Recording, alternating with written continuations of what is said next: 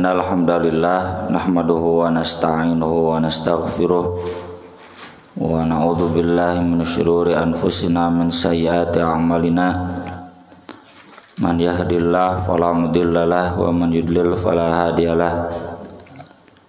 Asyhadu an la ilaha illallah wahdahu la syarikalah wa asyhadu anna Muhammadan abduhu wa rasuluh. Sallallahu wasallam alaihi wa ala alihi wa sahbihi wa man tabi'ahum bi ihsan, amma ba'd. Surat Al-Maidah ayat 92.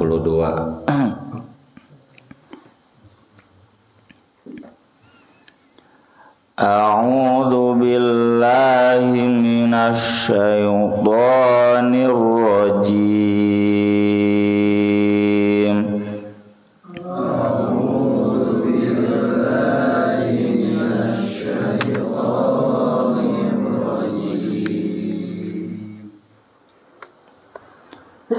Wa ati'ullaha wa ati'ur rasul wahdharu. Wa ati'ullaha wa ati'ur rasul wahdharu.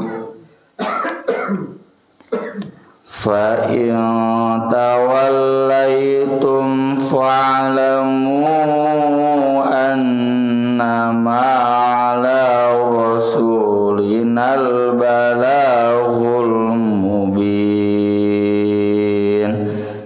Fa in tawallaitum fa'lamu annama ala rasulinal balaghul mubin.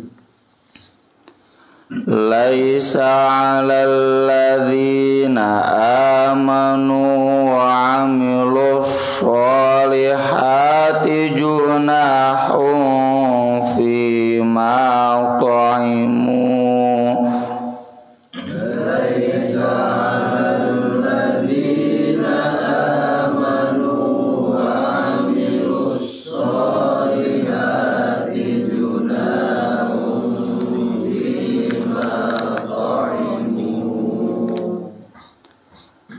fima ta'imu idza mattaqaw wa amanu wa 'amilus sholihati tsumma ttaqaw.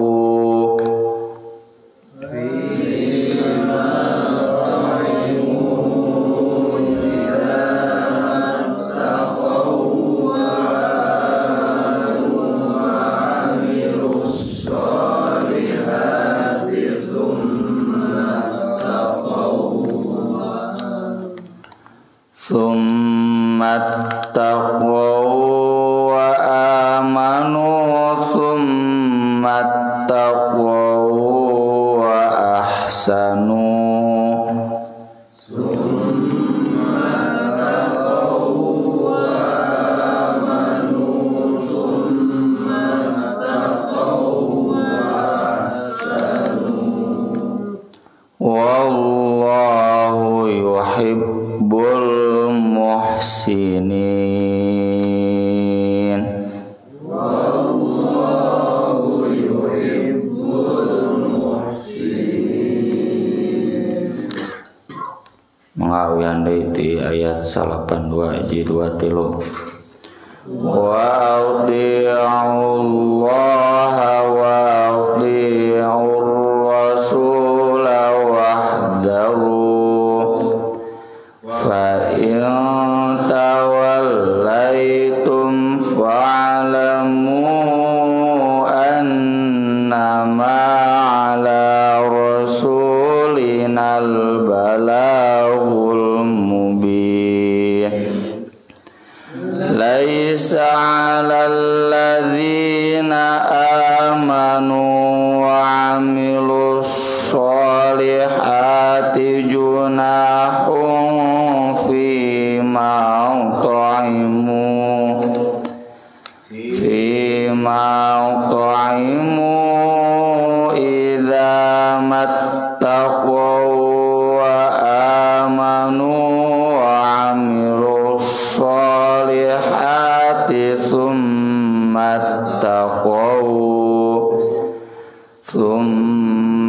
taqaw wa amanu thumma taqaw wa ahsanu wallahu yuhibbul muhsinin.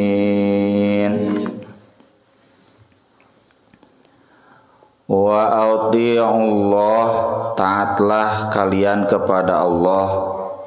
Wa ati'ur rasul, taatlah kalian kepada Rasul. Wahdharu, dan berhati-hatilah. Fa in tawallaitum, maka jika kalian berpaling, fa'lamu, maka ketahuilah, annama, hanya saja, ala rasulina, tugas Rasul kami itu, al-balaghul mubin, menyampaikan dengan jelas. Secara khusus maksud ayat ini ditujukan pada yang diharamkan kemarin, khomer, judi, berhala, dan mengundi nasib atau menentukan nasib, menentukan pilihan pakai hal-hal yang tidak diajarkan syariat. Kalau dalam konteks hari ini naktu bulan, naktu tanggal, naktu poe, ini harus sepenuhnya kita taat kepada Allah, kepada Rasul, dan berhati-hati.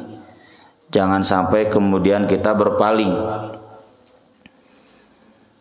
Dalam konteks khomer, maisir, al-ansab, al-azlam, ini pernah dialami oleh orang-orang Yahudi. Mereka memang tidak minum khomer, mereka memang tidak menyembah berhala, tapi mereka kemudian melakukan bisnis melalui khomer dan berhala itu. La'anallahu al-yahud hurrimat alaihim syuhumul baqar wal ghanam fa'adzabuh wa ba'u. Allah melaknat Yahudi ketika diharamkan bagi mereka gaji. Gaji itu lemak, lemak sapi, lemak kambing. Pan orang mati haram nya, lemak ngahijing daging keur kurban teu naon. Pagi kena gaji teh ngeun hadi gulai mah cenah nu resep. Fa'adzabu, mereka malah mengolahnya, waba'u, dan menjualnya. Tidak mereka makan mah, tapi mereka jual. Jadi pola pikir ini lebar. Kalau dibuang padahal haramnya buang. Dan ini khusus Yahudi, kalau buat kita tidak haram, halal. Kalau Yahudi banyak yang toyib yang diharamkan sebagai hukuman. Fabidzulmim minalladzina hadu harramna alaihim thayyibatin uhillat lahum. Kalau bagi kita ini jelas toyibnya asal tong loba teuing we. Dahar gajina bisi lemakna loba teuing. Mereka memang tidak memakannya, tapi mereka mengolahnya jadi makanan lain, jadi minyak. Dalam Bulughul Maram itu disebutkan dijadikan minyak untuk mengoles, melumuri perahu dan dijadikan lampu semacam lilin gitu. Lalu hasil penjualannya mereka makan. Wallahu harramal khamra wa thamanaha. Demikian juga Allah mengharamkan khomer, tapi kemudian mereka menjualnya dan mereka makan hasilnya. Dalam konteks hari ini yang namanya menjual itu bisa pramugari yang bekerja di Cathay Pacificnya. Emirates ge aya nu level tinggina Etihad, Garuda Indonesia. Kudu nyuguhan khomer di kelas eksekutif paling depan. Hati-hati ya. Atau pelayan supermarket ya, atau Alfa Midi misalkan yang kelas-kelas tinggi, yang harus menyuguhkan khamr, atau mahasiswa-mahasiswa di luar negeri yang banyak bekerja sebagai pelayan toko, yang kemudian mereka harus melayani jual beli khamr karena di toko majikannya dijual khamr. Awas, hati-hati, haram. Atau kalau sekarang Gojek dapat order GrabFood nya GoFood, tinggal teh orderna naon merek khamr teh apa? Carlsberg. Ingat kali perpul we Singapura gitu. Nah itu apal mah teu naon matak kudu gaul atuh teh naon Carlsberg teh angker teh naon kudu gaul. Jadi kalau tahu itu khamr lalu dia mengirimkannya, itu berarti dia terlibat dalam jual beli itu. Atau naon lalamove tukang ngangkat angkutnya itu apa, tapi kan biasanya dijelaskan termasuk JNE ya, ada pengusaha JNE kan di kita. Saya namun abdi titipan tahu itu haram gimana, tolak Pak Haji cete wayana mun teu apal mah lain lagi, tapi kan harus dijelaskan kan ya, orang ngirim barang KJNE itu apa harus jelas, paketnya apa harus jujur. Kalau dia nggak jujur, orang teu apal nggak jadi soal. Apaleun meureun ieu ningali Pak Haji tarangna hideung. Mun dikirim ka dia mau ditarima gitu. Jadi hati-hati, tolak we cete. Kalaupun kemudian dia ngirimkan ke kantor JNE yang lain tarang ngaji terus jadi dikirim, ya itu mah dosa dia. Tapi kalau kita jangan ikut terlibat dalam bisnis yang haram ya. Termasuk legalisasi bisnis khamr ya. Jadi logika masyarakat umum ya, yang namanya khamr itu nggak mungkin dihilangkan sepanjang sejarahnya. Yang namanya khamr itu tren gaya hidup. Sok peradaban mana yang mengharamkan khamr? Nggak ada kecuali Islam. Sok lalajo film Cina itu biasa mabok teh, pendekar oge pan aya dewa mabuk, jadikeun jurus mabok teh. Film India, film Barat, jadi gaya hidup keren gitu khamr. Hari kurang diharamkeun, pan itu bodoh gitu. Ngecek batur. Yang kedua, teori ekonomi, sesuatu yang gak bisa dihilangkan dan itu terjadi transaksi, lebih baik diatur dan dimanfaatkan untuk kas negara. Jadi teori Kementerian Keuangannya, teori perpajakan di mana-mana datang ningali halal haram. Ini menguntungkan kas negara atau tidak?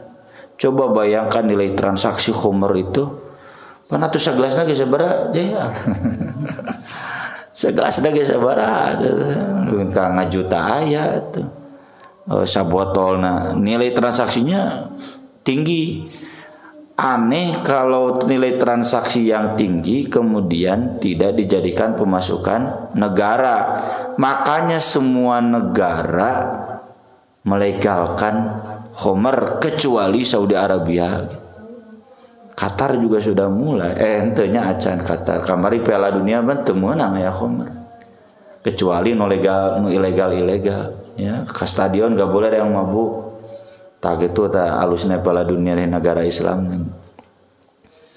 Termasuk mohon maaf presiden kita, Presiden SBY dulu, beliau yang menandatangan. Jadi itu level undang-undang meluhur teuing perpres, kepres bahwa minuman keras itu ditarik pajak. Syaratnya tidak boleh dijual di dekat sekolah, dekat tempat ibadah, dan di warung-warung umum. Hanya boleh dijual di tempat-tempat khusus yang berizin. Jadi lamun aya polisi razia miras lah tong muji teuing nya, muji saeutik mah teu naon. Tapi kalau muji teuing ulah Kenapa? Apa neta 202 non? Ya. 109. Jadi real fakta bahwa mereka juga dapat penghasilan dari yang namanya perjudian, khamr. Nih polisi juga harus hati-hati. Semua anggota dewan termasuk kita kade tong milih partai nu jelas-jelas setuju legalisasi khamr. Kemarin rame ormas Islam nyarekan Jokowi, itu bukan kemudian Jokowi mencabut legalisasi khamr. Nah Jokowi diharewosan ku si Bahlil Hadiah taikeun cenah pajak teh karena bisnis khamr itu merambat kemana-mana sekarang canggih. Pungut pajaknya semuanya. Lalu diprotes ku ormas Islam, terutama ku Muhammadiyah jeung NU mun eta geus ngomong sieun presiden oge. Ngan jarang ngomongna gitu. Mun ngomong dalam segala sesuatu sieun presiden ge. Lalu kemudian dicabut itu Perpres yang ditandatangani Jokowi. Anu ditandatangan ku SBY macam dicabut sampai sekarang. Syaratnya di hotel bintang 5, hotel bintang 4 nggak boleh. Meskipun kemudian nyanu ilegal mah aya. Ini hati-hati bagian ketidaktaatan kepada Allah dan Rasulnya. Dan kita jangan pakai logika orang bodoh, ribetnya Islam mah cenah gitu. Kanu bisnis segala hese, kanu politik segala hese, cenah ribet. Nah ini hati-hati wahdaru. Termasuk perjudian. Negara manapun bahkan Malaysia pun sekarang punya satu pulau khusus kayak Las Vegas sok. Jadi logika Malaysia sekalipun yang kesultanan Islam lebar kalau tidak dijadikan penghasilan buat kas negara. Dulu kita masih ingat ya Ali Sadikin yang melegalkan naon baheula teh nalo porkas kadena SDSB ya. Wapai berani menantang ulama Ali Sadikin. Kalau memang mau menolak legalisasi porkas, tong nijek jalan di Jakarta. Jadi jujur, jalan di Jakarta itu dibuat dari porkas, dari nalo ya dan sebagainya. Nalo meuli tiket sepak bola teh cenanya bari jeung judi dulu. Terus kadenakeun SDSB nyumbang teh bari jeung judi. Dan hari ini yang namanya perjudian wah canggih ya nama online dan sebagainya. Termasuk di blok Palidinya wah legal.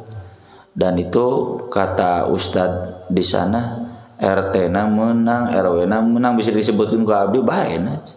Polisi-na menang. Ya, dulu zaman di kita togel kita demo benar diringkus ke polisi, diringkus teh yang meresahkan. Yang tidak meresahkan mah bahkan menguntungkan polisi nggak apa-apa. Jadi teori ilmu sekuler kan lihatnya yang kasat mata. Jadi kalau ini meresahkan, menimbulkan konflik, tutup. Tapi kalau tidak meresahkan, tidak menimbulkan konflik berarti setuju. Kan gitunya ilmu di barat mah setuju atau tidak, sepakat atau tidak. Sepakat jadi, dan ini hati-hati ya. Termasuk di sini Imam Ibnu Katsir menuliskan riwayat ya. Ada seorang tabiin bertanya ke Ibnu Abbas, kalau kita bisnis khamr gimana? Kata Ibnu Abbas, dulu Rasulullah SAW punya sobat dari Thaqif ya. Thaqif itu dari daerah Hunain. Ketika Fatu Makkah dia datang kepada Rasul membawa hadiah minuman istimewa, diantaranya ada khamr. Kata Nabi, ama alim ta'anallah harramaha, kamu enggak tahu bahwa Allah mengharamkan khamr? Da ngaran lagi mualaf ka rasul Islam. Oh gitu cen. Terus ngaharewos ke pembantunya, "Jang, jual cen." Lalu Nabi bertanya, "Ya fulan, bimadza amarta?" Kamu ngomong apa cenah ke pembantu kamu tadi? Ya cenah Nabi amartu an yabi'aha, jual we lebar cenah. Lalu kata Nabi innalladzi harrama syurbaha harrama bai'aha. Kalau haram diminum haram dijual. Gimana tuh? Dibuang. Ya, dibuang. Sesuatu yang haram itu dibuang, piceun, nggak boleh dikonsumsi, bahkan dimanfaatkan pun nggak boleh. Nah ini yang harus membuat kita hati-hati. Dalam hadis yang lain kata Nabi la'antul khamru bi ainiha. Oh, lu'inatil khamr bi ainiha. Lu'inatil khamr ala asyrati wujuh. Khamr dilaknat dari 10 penjurunya. Yang pertama bi ainiha, minumannya, wasyaribiha, peminumnya. Urang apal nu mabok ngantep sarua doraka. Wasakiha, nu nyicianana yang menghidangkannya, wabai'iha, penjualnya, wa mubta'iha, pembelinya. Henteu mabok mah nya jika dulur urang nu ayeuna nuju merantau henteu ngilu mabok mah ngan dititah cenah kudunungan mang meulikeun. Aya nama henteu geus apa. Wa asiriha, pemerasnya. Jadi kalau saya petani gandum atau petani anggur dibeli oleh perusahaan miras, tahu itu perusahaan miras nggak boleh dijual. Pemerasnya wa mutasiruha, atau yang minta diperasnya, yang mengolahnya, pekerjanya, wa hamiliha, pembawanya, tadi ya, tukang angkut, gojeknya, lalamufnya, wal mahmulah ilaih, yang dibawakan JNE mah, wa akili thamaniha, dan yang memakan harganya. Siapa? Pemerintah yang melegalkan.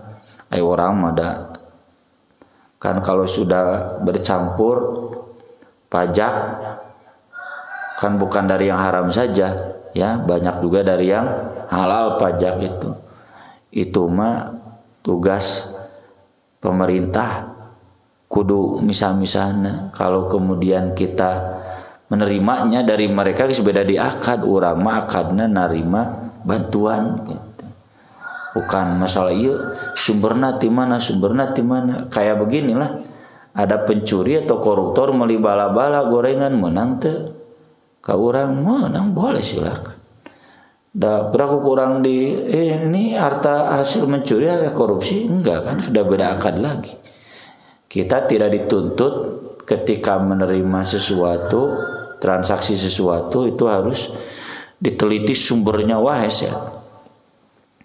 Tapi memang bagi yang mau hati-hati tidak menerimanya itu lebih bagus. Nah ini kehati-hatian ya. Jadi semua yang terlibat, dan konteksnya secara umum berlaku untuk semua yang haram. Ya.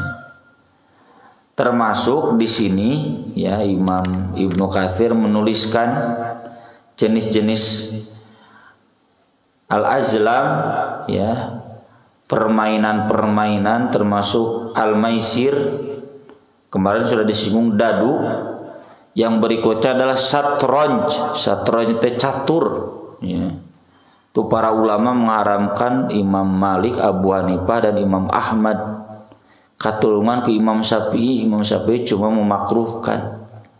Jadi pendapat para ulama, kenapa? Karena permainan catur dan sebagainya itu mirip-mirip. Ada taruhannya, ada menang dan kalahnya, dan kemudian menimbulkan permusuhannya, kebenciannya ya. Yang paling utama melalaikannya.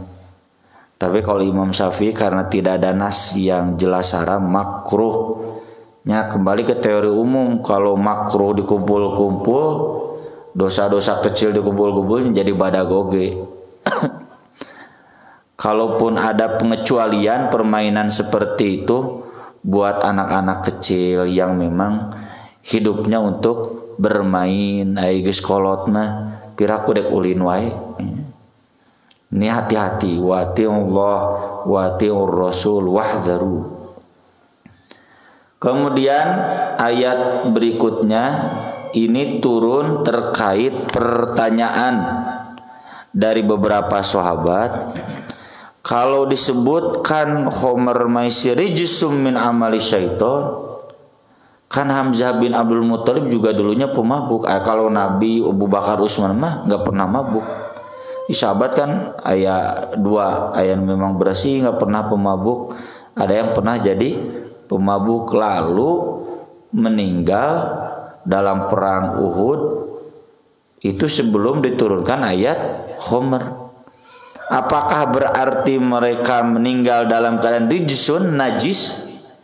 Di perutnya ada khamr, di hartanya ada hasil maisir. Maka turunlah ayat ini. Laisa 'alal ladzina amanu wa 'amilus sholihat junahun. Tidak ada dosa bagi orang yang beriman dan beramal soleh fima ta'imu dalam hal apa yang sudah mereka makan. Sudahnya lain yang akan. Soalnya ayat ini ada yang salah paham ya di kalangan tabi'in dulu, tukang ngaji tapi mabuk. Diprotes sama yang lainnya termasuk oleh Ali bin Abi Thalib. Dia berdalih pakai ayat ini. Saya kan cenah beriman, saya tukang sholat, tukang zakat mah naon anu di dahar mau jadi dosa cenah gitu. Mabok we. Salah paham tuh ya, salah fokus, salpok. Yang dimaksud fi matoimu pada hal yang sudah dia makan, mereka makan dulu. Idza apabila mattaqau mereka bertakwa wa amanu beriman wa amilus sholihat beramal solih summa taqau wa amanu tak pakai summa kemudian mereka bertakwa dan beriman summa taqau wa ahsanu kemudian mereka bertakwa lagi dan berbuat baik. Nah ini kemudian itu berarti kemudian meninggalkan. Disebut iman takwa mah kan tadi udah dijelaskan wahdharu hati-hati taat ka Allah taat ka Rasul. Jadi kemudian dia betul-betul meninggalkannya, maka yang sudah dimakan diminum dahulu itu tidak jadi dosa. Termasuk bagi orang yang sudah meninggal dunia mati syahid karena belum turun syariat yang mengharamkannya. Kalau mereka faktanya beriman, beramal solih, itu aman. Dan ini berlaku untuk semuanya. Contoh riba, saya cenah dulu rentenir, atau gawe di bank, dapat penghasilan begini gimana? Ya udah, tinggal tobat. Kedepannya tsumma taqau wa ahsanu. Tahun tadi saya cenah tukang ngirim-ngirimkeun barang-barang haram bagaimana? Ya sudah tinggal berhenti takwa yang sudah nggak usah dimuntahkan lagi, nggak usah dikembalikan lagi kecuali kalau masih ada hartanya, uangnya kembalikan lagi atau disedekahkan. Tapi kalau sudah nggak ada, asal kita beriman, bertakwa dan berbuat baik, maka itu tidak jadi dosa. Dan catatannya tadi jangan sampai galpok ya, gagal fokus. Oh berarti orang beriman, orang bertakwa itu bebas makan dan minum apa saja termasuk yang haram tidak jadi dosa. Itu galpok tuh ya, gagal fokus. Wallahu yuhibbul muhsinin dan Allah mencintai orang-orang yang berbuat kebaikan. Aku qouli hadza wa astaghfirullah li wa lakum subhanakallahumma bihamdik asyhadu an la ilaha illa anta astaghfiruka wa atubu ilaik. Wassalatu wassalamu ala Rasulillah. Wassalamualaikum warahmatullahi wabarakatuh.